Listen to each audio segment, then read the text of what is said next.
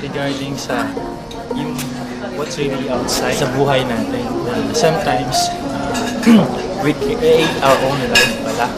Hindi pala yung ibang tao ang mag-decide sa'yo, kundi ikaw mismo. Ayun. So, from that, sa natutunan ko, slowly siguro, so I can apply it na this is the reality. This is life. Ikaw mismo ang maggagawa.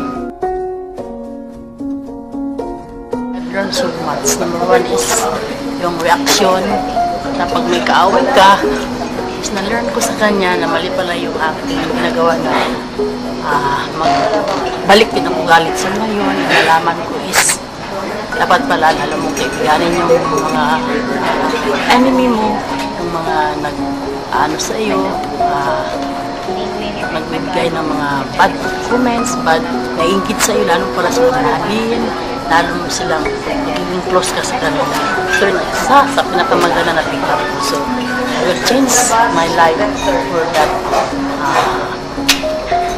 principles ni Clarissa. I've learned so much for that kind of principle.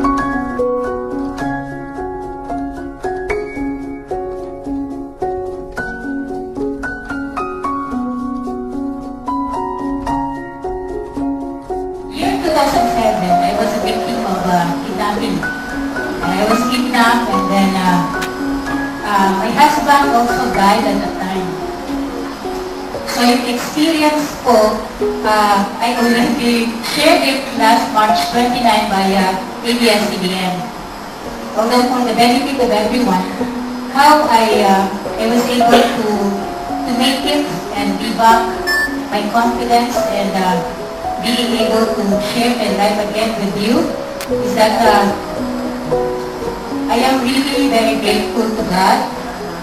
Although it is really a very it is the weakest point of my life, I am very grateful to God. I learned to do that because I encountered this mastermind group last year, and